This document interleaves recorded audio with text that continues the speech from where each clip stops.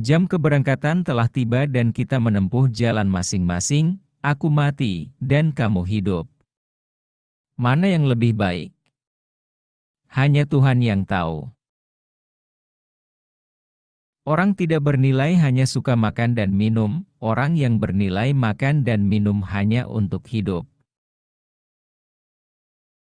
Semakin sedikit keinginan kita, semakin kita menyerupai para dewa.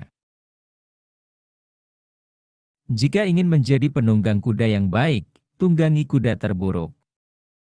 Karena jika kamu bisa menjinakkannya, kamu bisa menjinakkan semua. Kata-kata palsu tidak hanya jahat dalam diri mereka sendiri, tetapi juga menginfeksi jiwa dengan kejahatan. Perang, revolusi, dan pertempuran semata-mata disebabkan oleh tubuh dan keinginannya. Semua perang dilakukan untuk mendapatkan kekayaan, dan alasan mengapa kita harus mendapatkan kekayaan adalah tubuh, karena kita adalah budak yang melayaninya. Aku takut bahwa dengan mengamati benda-benda dengan mataku dan mencoba memahaminya dengan masing-masing inderaku, aku mungkin akan membutakan jiwaku sama sekali. Kehidupan hanya mengandung dua tragedi. Pertama, tidak mendapatkan keinginan hatimu, yang kedua adalah mendapatkannya. Fitnah tidak menyakitiku karena mereka tidak memukulku. Ingat, tidak ada kondisi manusia yang permanen. Maka kamu tidak boleh terlalu senang dengan nasib baik, atau terlalu bersedih dalam nasib buruk. Orang cerdas belajar dari segalanya dan dari semua orang biasa dari pengalaman mereka, orang bodoh sudah memiliki semua jawaban. Bukan kehidupan, melainkan kehidupan yang baik yang harus dihargai. Ketika perdebatan selesai, fitnah menjadi alat bagi yang kalah. Waspadalah terhadap tandusnya kehidupan yang sibuk. Gunakan waktumu untuk meningkatkan diri dengan tulisan orang lain sehingga kamu akan dengan mudah menemukan apa yang telah diupayakan orang lain.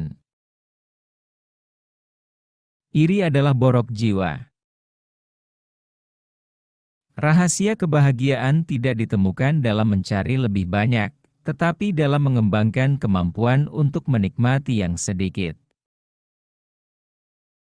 Berhati-hatilah saat akan menjalin persahabatan, tetapi ketika telah memulai, teruslah teguh dan konstan.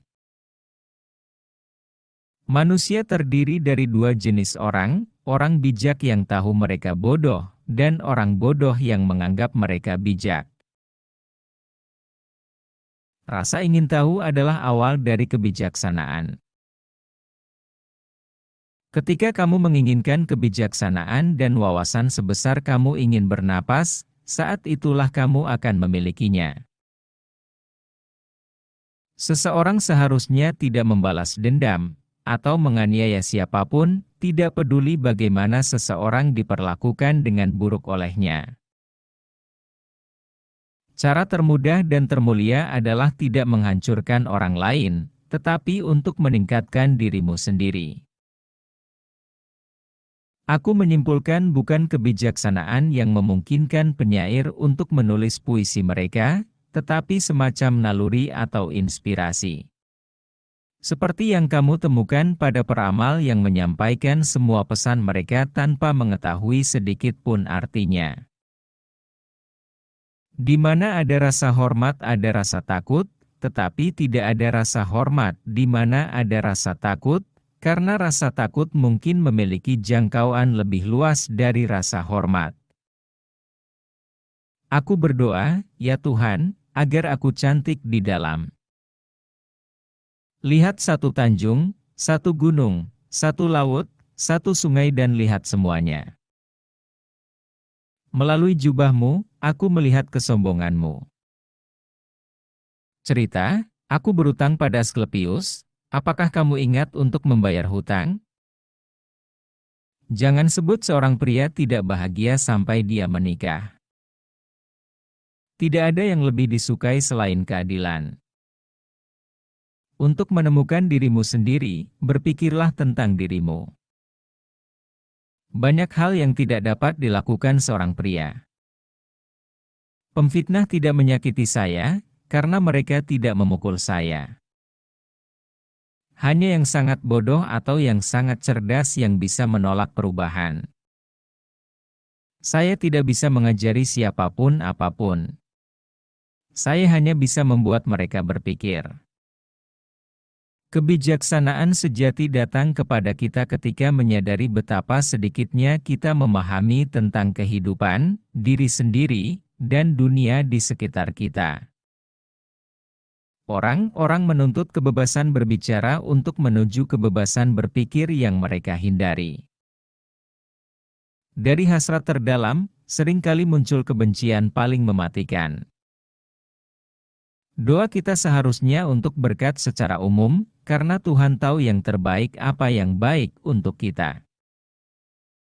Jangan lakukan pada orang lain apa yang membuatmu marah jika dilakukan padamu oleh orang lain.